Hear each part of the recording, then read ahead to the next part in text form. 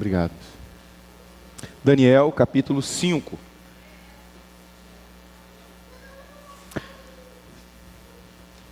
Amém? Todos encontraram? Diz assim: o rei Belsazar deu um grande banquete a 1000 homens importantes do seu reino e bebeu vinho na presença deles. Enquanto Belsazar bebia e apreciava o vinho, mandou trazer os utensílios de ouro e de prata que Nabucodonosor, seu pai, havia tirado do templo de Jerusalém, para que ele, os homens importantes do reino e as mulheres e concubinas do rei os usassem para beber vinho. Então trouxeram os utensílios de ouro que haviam sido tirados do templo da casa de Deus em Jerusalém, e beberam neles o rei e os homens importantes do reino e as mulheres e concubinas do rei.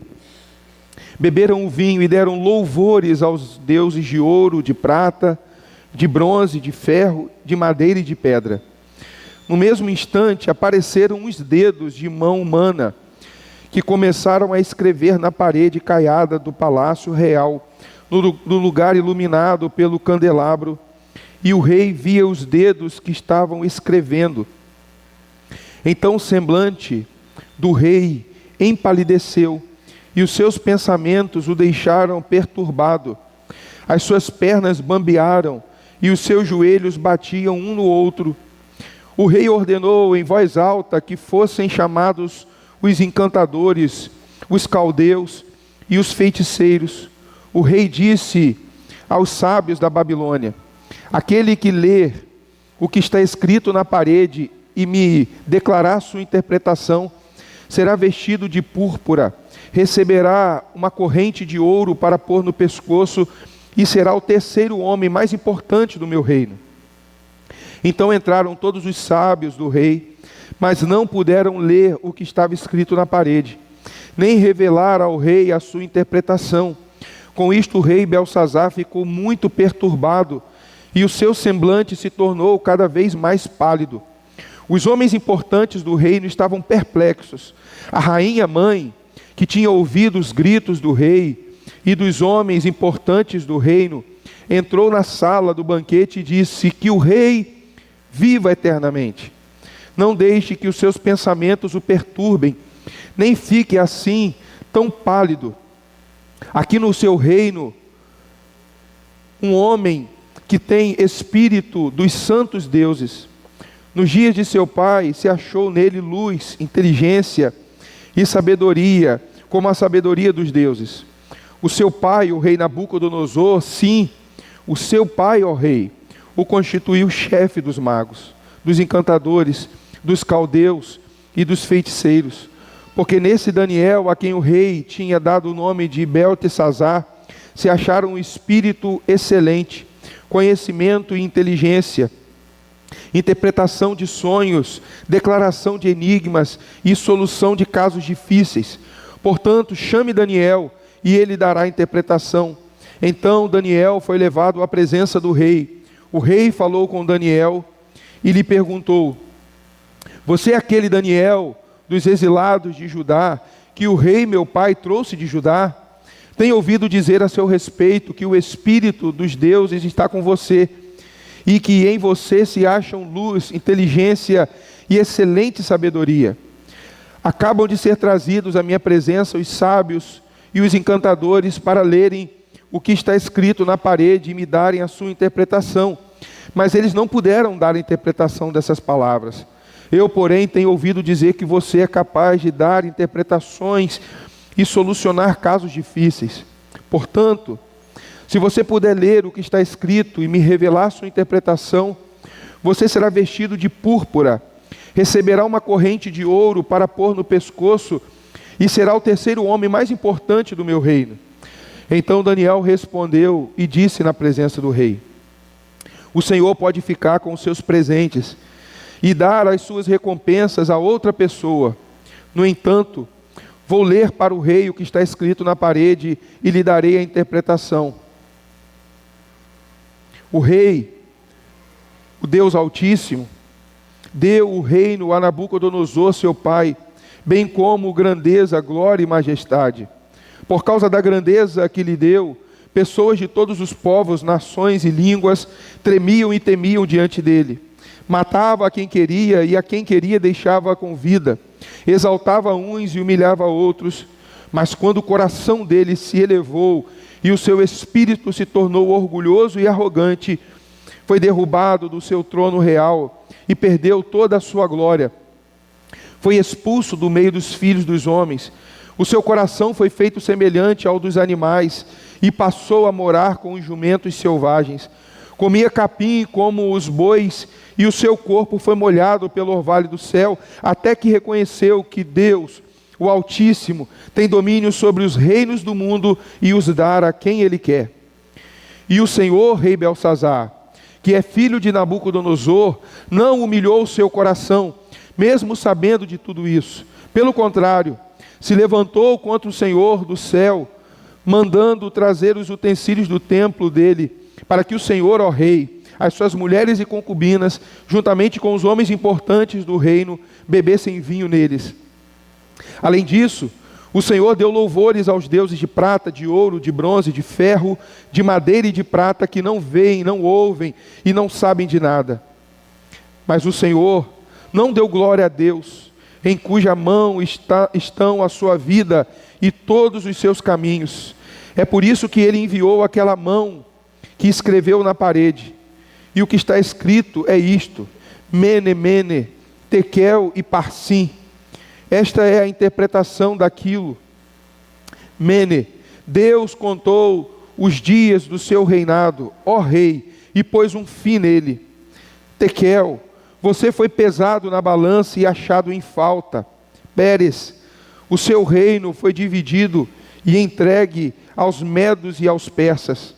Então Belsazar mandou que vestissem Daniel de púrpura, que lhe pusessem uma corrente de ouro no pescoço e que lhe proclamassem que passaria a ser o terceiro no governo do seu reino. Naquela mesma noite, Belsazar, rei dos caldeus, foi morto, e Dario, o Medo, se apoderou do reino quando tinha mais ou menos 62 anos de idade. Senhor, fale conosco, Pai, nessa noite, abençoe as nossas vidas, nos dê o entendimento e a clareza necessária. Ó Deus, que o Teu Espírito Santo, o Espírito da verdade, o Espírito Consolador, nos dê, ó Deus, discernimento da Tua palavra. Abra os nossos olhos, Senhor, para que possamos contemplar as maravilhas da Tua lei, Deus. Nós oramos em nome de Jesus. Amém. Amém. As Escrituras, elas nos estimulam a compararmos o tempo presente com o futuro, com o porvir. Constantemente a palavra, ela nos leva a fazer essa reflexão, e há uma razão muito clara para isso. Segundo as Escrituras, estar com Cristo na morada celestial é incomparavelmente melhor, ainda que tenhamos importantes funções, importantes papéis na nossa vida, nós reconhecemos pela palavra que é importante, que é indispensável a vida cristã, nós compararmos, relacionarmos a vida presente com a vida futura. Daniel, personagem desse texto que nós lemos, ele era um homem de destaque, um homem de alta posição, um homem bem-sucedido na sua profissão, um homem extremamente ocupado, com bom desempenho profissional, que se destacou na sociedade, que se destacou na maior potência da sua época. Contudo, Daniel era um homem que vivia o presente, tomava decisões, considerando o futuro, considerando a eternidade, não só o que é daqui e do agora, não só considerando a alegria e prazeres desse momento. O capítulo 5, eu peço a você que deixe a sua Bíblia aberta, ele mostra o profeta, um homem de Deus, sereno, um homem tranquilo, um homem desapegado das coisas desse mundo, que ama a Deus e que está profundamente satisfeito em Deus.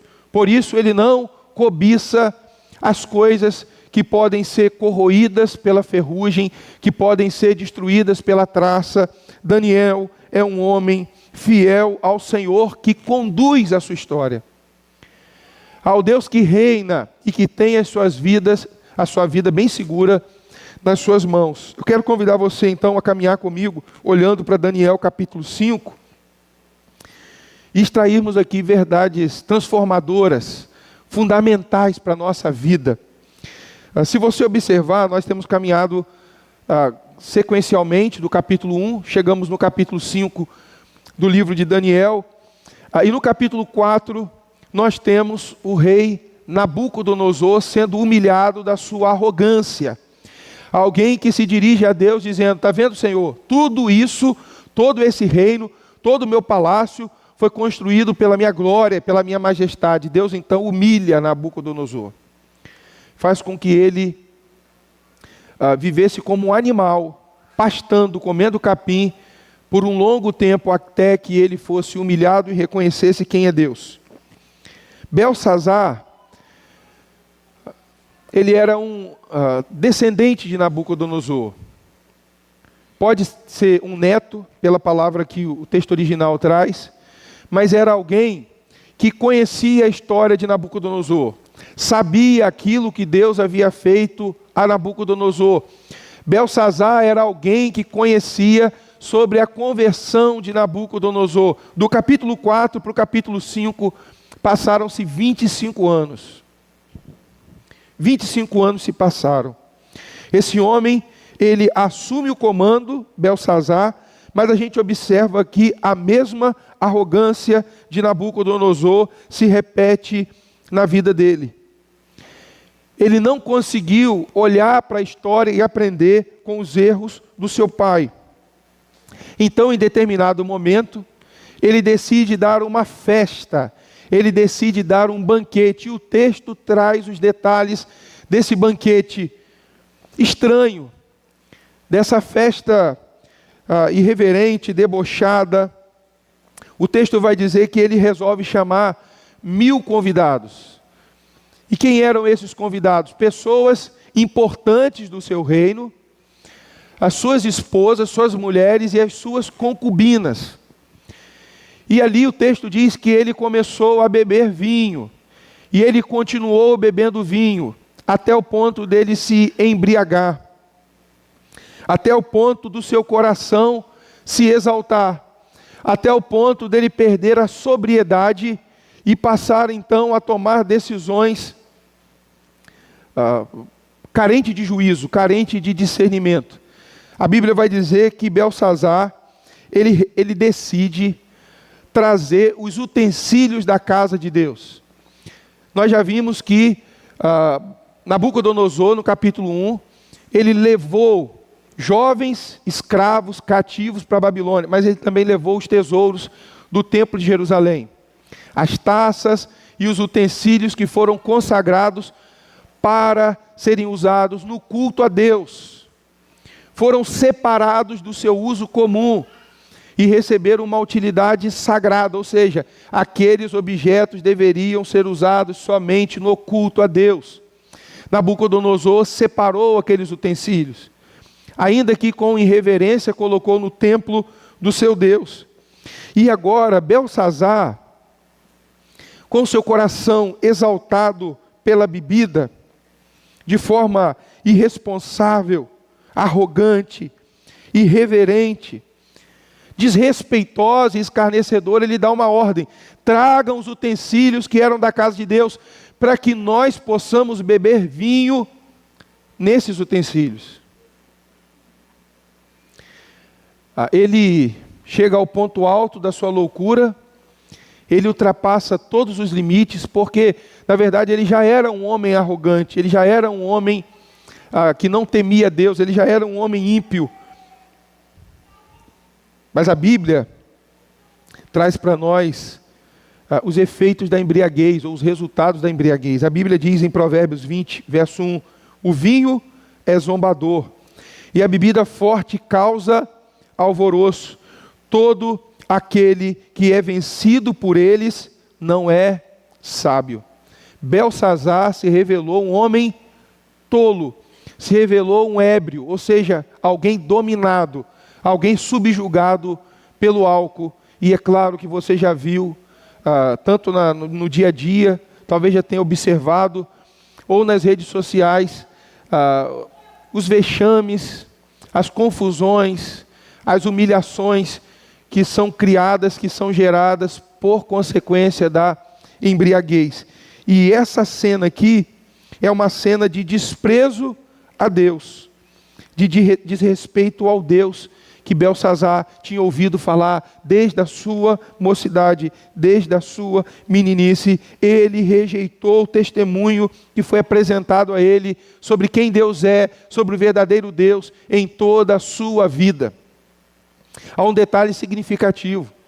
Historicamente, esse período, essa noite de festa, era uma noite em que a Babilônia, a cidade fortificada da Babilônia, estava cercada pelo exército dos medos e persas. Tanto que o texto que nós lemos termina o verso 30, dizendo que naquela mesma noite, capítulo 5 trata de uma noite, naquela mesma noite, o rei dos caldeus foi morto e Dario, o Medo, se apoderou daquele reino. A cidade estava cercada, sitiada, estava ameaçada já há algum tempo de invasão. E o que acontece aqui é algo comum à realidade de muitas pessoas hoje. Eu vou beber para esquecer os meus problemas. Não é o que algumas pessoas vão dizer? Vamos fazer uma festa para que a gente possa distrair a nossa mente das dificuldades. Um happy hour, o pessoal do inglês me ajuda depois. Depois de uma semana de trabalho, um dia de trabalho, eu mereço, a minha alma merece, e aí então muitos acabam se entregando ao álcool e à embriaguez. E é claro, as consequências geralmente, elas chegam e elas acontecem. Esse homem é um homem que ele está no entretenimento, provavelmente buscando fugir das preocupações, mas Deus, ele se apresenta como aquele que vai abrir os olhos de Belsazar e vai trazê-lo à realidade.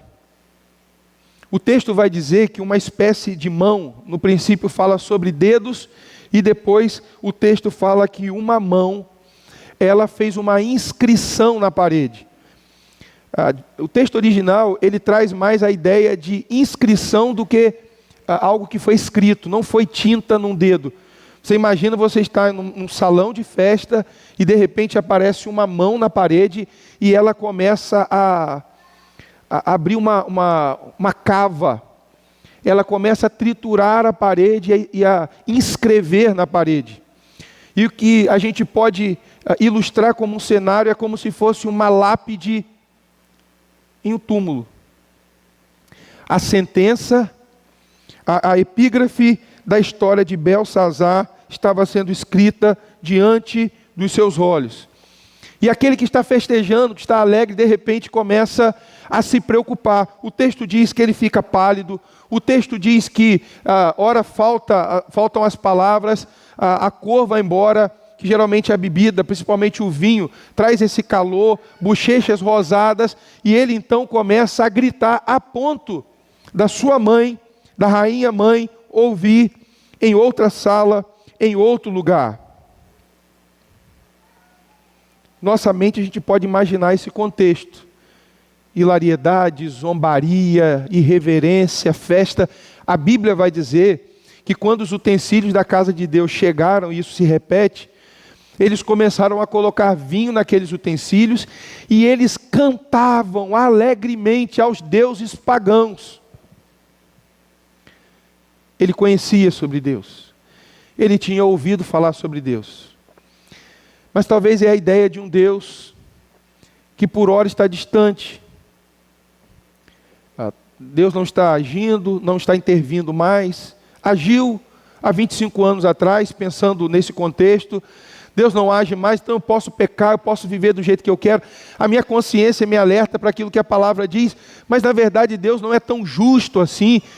Deus não é tão zeloso assim. E eles começaram então a cantar, e de repente o cenário, a atmosfera de impiedade, sem limites, e que nada vai frustrar os planos de Beltsazar, de repente muda, e eles são chocados com a realidade. Deus traz uma sentença para aquele homem. Algo que a gente precisa considerar é que a Bíblia, ela não nos proíbe festejar, não é verdade? A Bíblia, ela permite que a gente participe de festa de casamento. A Bíblia autoriza que a gente participe de aniversário, de jantares, de encontros, desde que a gente entenda que em todos os momentos nós devemos honrar a Deus. Nós devemos discernir qual é o objetivo daquele encontro. Porque muitos encontros, eles são explicitamente escarnecedores da verdade e zombadores de Deus. Você já tem esse filtro, você já consegue saber isso, de largado. Então você pode dizer, olha, esse encontro não dá. Esse já é contrário. Em algumas situações você pode participar e dizer, olha, eu preciso ser sal da terra e luz do mundo, e eu não preciso agir igual a todo mundo aqui. A Bíblia nos chama a tomar uma decisão de quer comais, quer bebais, quer façais qualquer outra coisa, fazei tudo para a glória de Deus. Então a gente deve honrar a Deus em todo lugar, em todo tempo. Mas aqui, a gente vê claramente Deus agindo com severidade. Na vida de um homem que buscou festejar, que buscou celebrar, mas que foi extremamente afrontoso e desrespeitoso com Deus. E ele, de fato, experimentou o zelo e a severidade de Deus. Se você acompanhar o texto, o que geralmente os pagãos fazem é buscar a solução em Deus, em último lugar. Depois de bater em outras portas, muitas vezes se busca solução, nem sempre, mas se busca solução em Deus. Então, Beltsazar, ele busca em seus encantadores, em seus feiticeiros, alguém que interpretasse aquele inscrito na parede. Mas eles não conseguiram. Mais uma vez o ocultismo se mostra incapaz no livro de Daniel. Então a rainha mãe, ela diz, há um homem, e o verso 10 ao verso 12 traz uma linguagem pagã. Ela não trata de Daniel como um homem de Deus, mas ela diz, olha, é um homem que recebeu a capacidade de resolver problemas difíceis. É um homem com o espírito dos santos deuses, é um homem com sabedoria excelente. Então procure esse homem. Quando Daniel se apresenta, a gente pode observar que Beltsazar já tinha um entendimento, uma lembrança de Daniel. A pergunta é, por que esse homem não chamou Daniel para ser conselheiro no seu reino? Porque há 21 anos atrás, 25 anos atrás, ele não chamou Daniel para caminhar ao seu lado.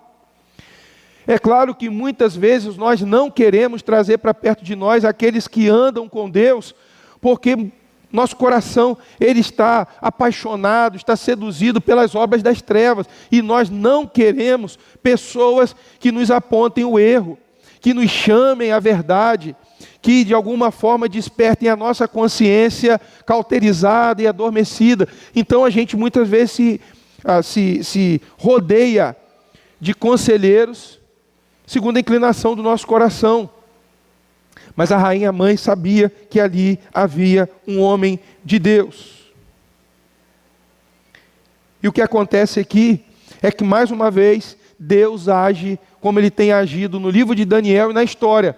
Deus usa um instrumento humano, Deus usa o remanescente, Deus usa Daniel, e ele faz isso porque é o método de Deus, usar homens e mulheres fiéis a ele para que cooperem na sua obra, para que a verdade de Deus seja conhecida, e Deus mantém a sua verdade nesse mundo através de servos fiéis, que estão dispostos a proclamar a sua palavra, a fazê-lo conhecido. Então Daniel, ele vai explicar, ele vai trazer o significado dessas palavras. E as palavras são 4. Mene, Tekel, Parsim. E o significado é o seguinte: os dias foram contados e terminaram. É uma palavra de juízo a Belsazar. Belsazar, Deus está exercendo um juízo santo, justo, correto sobre você. A paciência de Deus em relação a Belsazar chegou ao seu limite. Os seus dias foram contados e terminaram. Tekel, o rei foi colocado na balança, foi avaliado, foi pesado. E a última palavra, Parsim, o reino será dividido. Deus avaliou, Deus julgou, Deus reprovou e Deus resolveu aplicar uma disciplina punitiva sobre o rei da Babilônia, porque ele não glorificou a Deus e ele, na verdade, glorificou a criatura no lugar do Criador. Queridos, Deus, na sua palavra, Ele restaura em nós uma reverência alegre em conhecê-lo, em servi-lo. Mas Deus, por sua palavra, Ele nos revela e provoca em nós um santo temor a Deus. Um Deus amoroso, um Deus que não devemos temê-lo, mas que é um Deus santo, que é um Deus puro, que é um Deus verdadeiro. Até aqui a gente pode destacar a atitude zombadora de Belsazar e Daniel entrando nesse cenário. Queridos, se você observar esse texto, ele vai mostrar claramente que pessoas que vivem numa mesma cidade, debaixo de um mesmo contexto político, opressor, absolutista, tirano, podem ter uma visão diferente sobre a vida. A cosmovisão de Belsazar é absolutamente diferente da cosmovisão, da visão de mundo, do entendimento da realidade que Daniel cultivava em seu coração. Cada um deles interpretava a vida e a realidade da sua própria forma. Daniel, ele vai mostrar como ele interpretava a vida. Enquanto esse monarca, enquanto rei, ele está absolutamente comprometido com aqui e com agora. Daniel, ele mostra claramente que as Escrituras Sagradas, que a palavra de Deus, são as lentes pelas quais esse homem enxerga a realidade. Porque geralmente a igreja evangélica, ela é tão incoerente nas suas decisões, porque geralmente as pessoas professam, geralmente, não é a minoria, hoje, geralmente as pessoas professam fé em Deus, mas não conseguem ler a realidade a partir das Escrituras. Na hora da decisão, as decisões são mais semelhantes ao paganismo. As decisões parecem ser mais desprovidas de confiança em Deus, de fé em Deus, de uma visão do futuro e não só do aqui e do agora. Quais são os contrastes que a gente pode fazer entre Daniel e Belsazar e o rei? Acompanhe comigo. Verso 1 e verso 2. Observe que o rei é alguém que vive para os prazeres. Esse rei, ele é um hedonista. E hedonismo é a busca do prazer pelo prazer. O seu compromisso, a sua visão, a sua responsabilidade consigo mesmo é de se sentir feliz o tempo todo, de ter alegria o tempo todo. É como aqueles do nosso dia que dizem, olha, não há espaço na vida para a tristeza. Não há espaço para a contrição. Não há espaço para o choro. Muitos acreditam que se pode viver dessa forma. E esse homem é alguém que busca incessantemente por aventuras, prazeres, e de forma irresponsável, ele busca satisfazer o seu coração de forma pecaminosa. Agora, reflita na sua vida. Será que você não é alguém que tem cedido à ditadura da felicidade?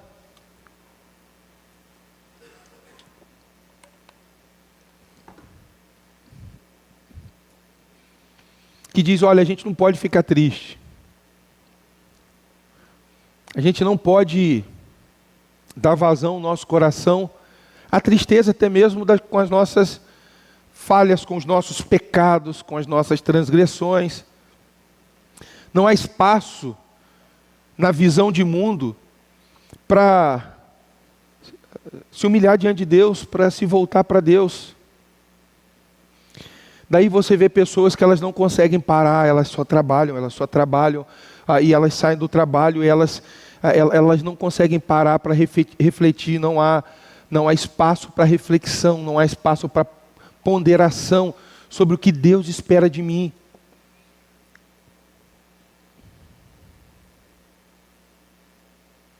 A ideia dos nossos dias é: a vida é curta, então aproveite o máximo.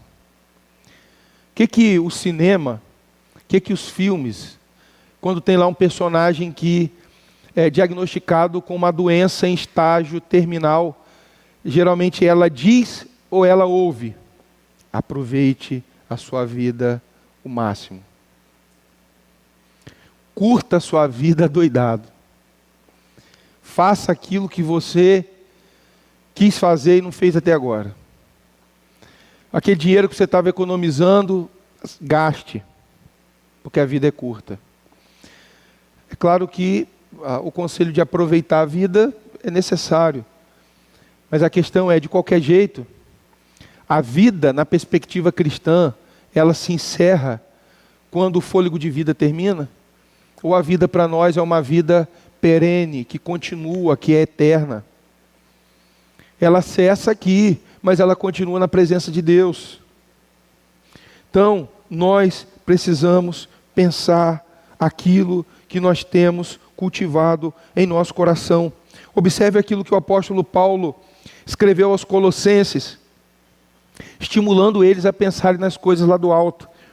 Diz assim: portanto, se vocês forem, Colossenses 3, de 1 a 4, Colossenses 3, de 1 a 4, portanto, se vocês foram ressuscitados, ou seja, nasceram de novo, por meio da fé em Cristo, ressuscitados juntamente com Cristo, busquem as coisas lá do alto, onde Cristo vive, assentado à direita de Deus. Pensem nas coisas lá do alto, e não nas coisas que são aqui da terra, porque vocês morreram, e a vida de vocês está oculta juntamente com Cristo em Deus. Quando Cristo, que é a vida de vocês, se manifestar, então vocês também serão manifestados com Ele em glória. Há um aspecto da nossa existência que precisa ser contido, que precisa ser mortificado, que precisa ser negado. E a nossa vida precisa se ocultar em Cristo. Ou seja, precisamos viver pela fé em Cristo, precisamos viver uma vida na medida da vida que Cristo revelou para nós em si mesmo. O texto vai mostrar que quando Daniel ele revela o significado das palavras, ele tem uma visão de mundo completamente diferente de Belsazar e daqueles magos, dos feiticeiros. Porque o rei diz para ele assim: se você revelar o significado das palavras na parede, eu vou colocar uma corrente de ouro no seu pescoço e você vai receber uma veste de autoridade, uma veste real. Você vai ser o terceiro no meu reino. E a primeira palavra de Daniel a esse homem é: eu não quero isso. Isso é maravilhoso, irmãos. Isso é maravilhoso. Esse versículo a gente tem que gritar para os crentes, tem que gritar para os pastores, para aqueles que abraçaram de alguma forma a teologia da prosperidade, que o céu a gente desfruta na terra, que estão rangendo os dentes por causa da ganância, que estão trazendo tormento à sua alma por causa da ganância, por causa do apego, por causa da fome ao dinheiro. Daniel demonstra que não há ganância em seu coração, que considera a vida com Cristo uma vida de plena satisfação. Daniel já esteve na maior posição, ele já esteve na corte real. É possível que depois de Nabucodonosor ele tenha sido escanteado, deixado de lado. Mas Daniel está dizendo: olha, comer carne boa é muito bom, estar no palácio é muito bom, receber as honrarias é muito bom, essas coisas a gente pode desfrutar sim, mas essas coisas não ocupam o meu coração. Daniel não está vivendo como se o melhor de Deus estivesse por vir. O dia que eu tiver dinheiro, o dia que eu puder fazer essas coisas, aí sim eu terei uma vida plena. Ele está dizendo, eu não quero essas coisas. Quando Naamã ele foi curado pelo profeta Eliseu da sua lepra, ele teve que mergulhar 7 vezes no rio sujo do Jordão. O texto vai dizer que Naamã se volta para o profeta e diz, olha, estão aqui as honrarias, os presentes, a riqueza, e o que o profeta Eliseu falou? Você pode voltar para lá com isso. Pode voltar. E o texto vai dizer que o servo do profeta, ele esperou o homem embora, ele foi correndo até o meio do caminho e disse, não, o homem de Deus disse que vai aceitar essas coisas, que é para eu pegar essas coisas com você. Homens que veem Deus, agem debaixo do cuidado de Deus, da providência de Deus, mas o coração ou é constantemente, ou em algum momento da vida é dominado pela ganância. A Bíblia vai dizer algo para nós em Tito capítulo 1, versículo 7, porque é indispensável que o bispo aqui, pastores e presbíteros, por ser encarregado das coisas de Deus, seja irrepreensível, não arrogante, é indispensável, não arrogante, alguém que não se irrita facilmente, não apegado ao vinho, não violento, nem ganancioso. Paulo, quando escreve a Timóteo no capítulo, a 1 Timóteo capítulo 3, verso 8, do mesmo modo, quanto a diáconos é necessário que sejam respeitáveis, de uma só palavra, não inclinados a muito vinho, não gananciosos. A ganância não combina com a vida no reino de Deus. Obreiros gananciosos se tornam dispensáveis no trabalho. Porque não basta nós que conduzimos o rebanho de Deus, a liderança, não basta termos uma mensagem fiel. Não basta falarmos de fidelidade, a gente precisa dar prova de fidelidade. Do começo ao fim da nossa caminhada. De forma ininterrupta. Porque a palavra ela tem autoridade por si só. Mas nós também adquirimos autoridade à medida que vivemos com integridade diante de Deus. A Bíblia ela vai dizer que ter dinheiro não é pecado. Não há problema em ser alguém bem-sucedido no seu trabalho, ter recurso. Mas a Bíblia diz que o amor ao dinheiro é a raiz de todos os males. Se Deus te deu recurso, louvado seja Deus por isso.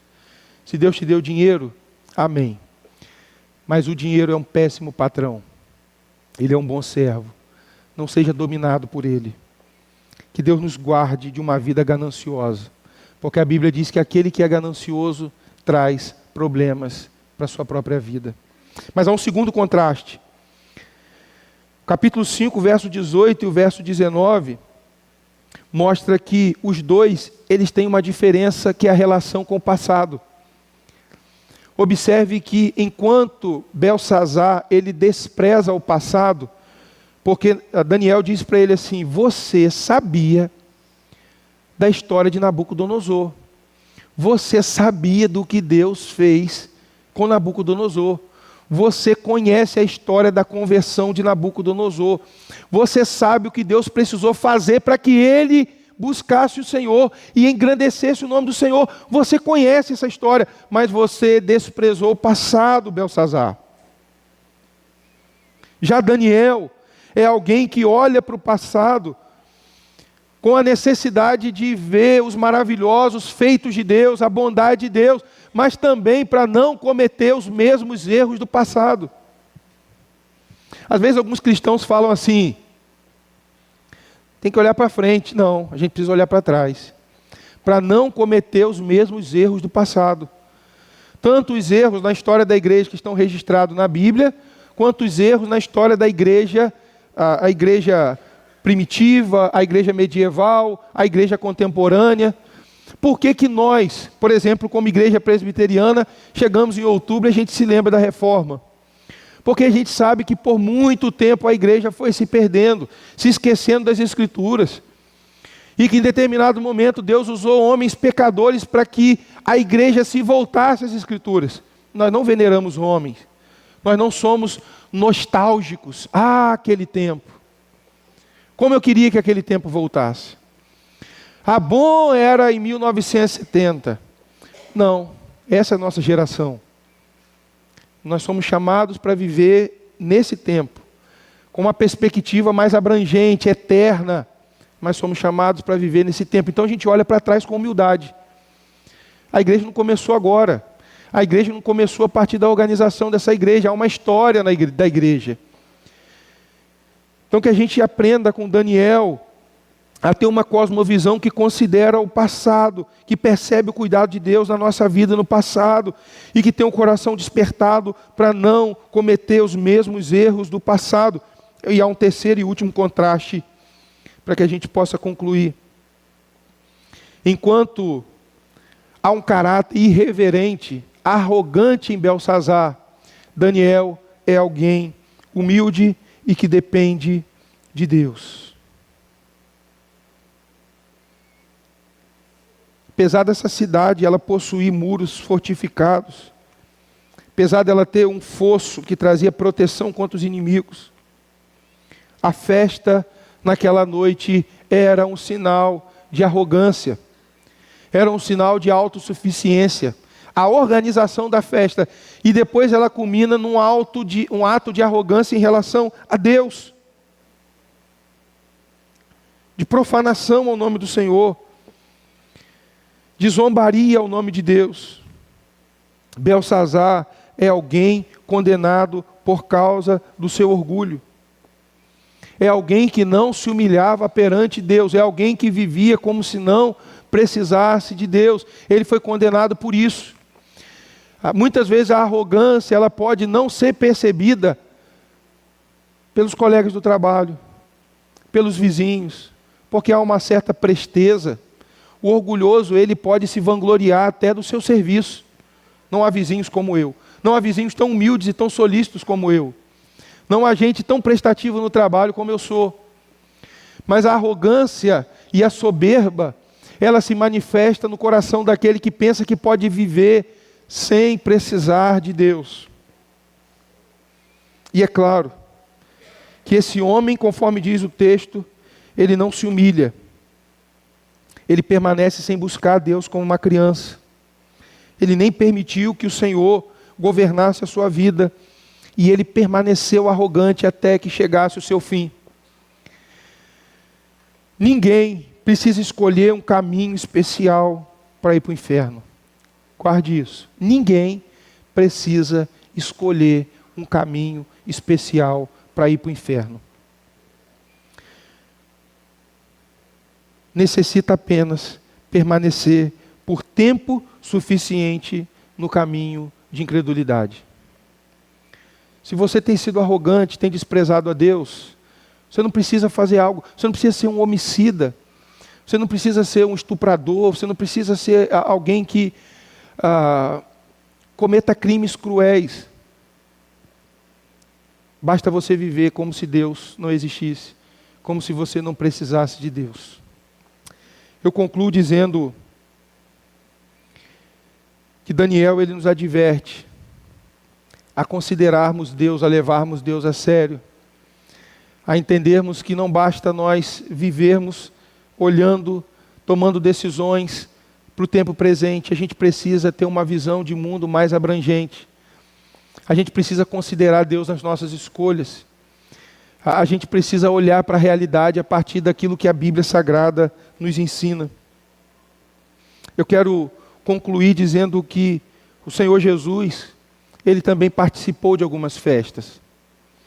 A Bíblia vai dizer que o primeiro milagre que Jesus fez foi em um casamento. A Bíblia vai dizer que Jesus, Ele era tão participativo em jantares, em encontros, que Ele foi estigmatizado por amigo de pecadores, amigo de beberrões. Mas quando olhamos para as Escrituras, nós aprendemos que Jesus, o tempo todo, honrou a Deus. O tempo todo, Jesus festejou a verdade. Jesus, o tempo todo, glorificou o Pai com as suas atitudes. Jesus ele estava testemunhando, ele veio para que os homens pudessem ver a glória do unigênito do Pai. A Bíblia diz que ele festejou, mas a Bíblia diz que ele sofreu também. No casamento, em bodas de Caná, nas bodas de Caná, no capítulo 2 de João, diz que quando o vinho acaba naquela festa, a mãe de Jesus chega para ele e diz: acabou o vinho. Ou seja, resolva o problema. Jesus diz: ainda não é chegada a minha hora. Mas quando chegamos em João capítulo 13, Jesus diz: é chegada a minha hora. Aquele que veio para festejar, ele decidiu morrer numa cruz. Ele decidiu se entregar. Ele decidiu sofrer pelo seu povo, para que hoje a gente possa festejar na sua presença. Para que hoje a gente possa nos alegrar na salvação que Cristo conquistou por nós. Hoje nós estamos no culto de celebração. Para o cristão, esse é o melhor dos melhores dias. Esse é o momento de todos os momentos na semana. Nós nos preparamos para esse momento, porque é o momento que nós celebramos o Cristo que ressuscitou. E nós não fazemos isso como um fardo, como um peso. Eu poderia estar em todos os lugares, mas infelizmente eu preciso cultuar, infelizmente eu preciso estar com aqueles que são chamados meus irmãos. Aqui se reúnem pecadores alcançados pela graça de Deus. E que esse seja para nós sempre o melhor lugar. O melhor lugar. Naqueles corações que reconhecem que podem festejar e celebrar por causa daquilo que Cristo fez por nós. Quero convidar você a se colocar de pé. Nessa noite o Senhor nos chama, nos estimula a considerar a vida, não só pelo presente, mas também considerando a eternidade. Para onde você tem caminhado? Qual é a sua expectativa futura? E a pergunta seria: o que fazer então para ter a vida eterna? O que fazer para ter um futuro glorioso, resolvido, garantido por Deus? Reconhecer que o seu caminho é um caminho de pecado, resolver que no seu coração a Deus não tem sido reconhecido como rei, e dizer: Senhor, eu creio que Jesus veio para me salvar desses meus pecados, de todos os meus pecados, veio para me dar a vida eterna, veio para me justificar, veio para me reconciliar com o Senhor. Deus, nós nos alegramos no Senhor nessa noite, nós agradecemos a Ti, Deus, pela Tua palavra, e pedimos, Deus, faz em nós, pela verdade do Senhor, aquilo que o Senhor fez no coração de Daniel. Ó Deus, faz com que a nossa visão de mundo seja formada a partir das Escrituras, Senhor. Entendendo quem somos, entendendo quem o Senhor é, o que o Senhor fez por nós. Nos ajuda, Deus, a interpretar a vida a partir do Teu Evangelho, Senhor. Para que a gente possa tomar decisões sábias, melhores. Que se houver, ó Deus, zombaria e escárnio, que se houver desprezo ao Senhor, que essas práticas fiquem para trás, Senhor. Belsazar não teve tempo. O capítulo que lemos mostra a sentença final na vida daquele que desprezou o Senhor toda a sua juventude. Mas nós aqui temos, ó Deus, a oportunidade de reconhecer a salvação que há no Teu Filho Jesus. E arrependidos buscarmos o Senhor. Pedimos a Deus a Tua misericórdia. Pois dizemos: Jesus, filho de Davi, o Rei dos reis, Senhor dos senhores, Deus de misericórdia, tenha compaixão das nossas vidas aqui nessa noite. Obrigado porque nós achamos, ó Deus, redenção no Senhor, salvação no Senhor. O Senhor é aquele que nos resgata, o Senhor é aquele que nos liberta de uma vida semelhante à vida de Belsazar, para uma vida, ó Deus, de alegria com o Senhor, para uma vida, ó Deus, de serenidade, de tranquilidade com o Senhor. Livra-nos, ó Deus, de declararmos pertencer a Ti, mas vivermos como aqueles que não Te conhecem, Pai. Nós oramos, ó Deus, pedindo que o Senhor disponha o nosso coração a viver para a Tua glória. Nós oramos em nome de Jesus. Amém. Amém. Vamos cantar ao Senhor com alegria. Vamos celebrar o nosso Deus. Amém. Amém.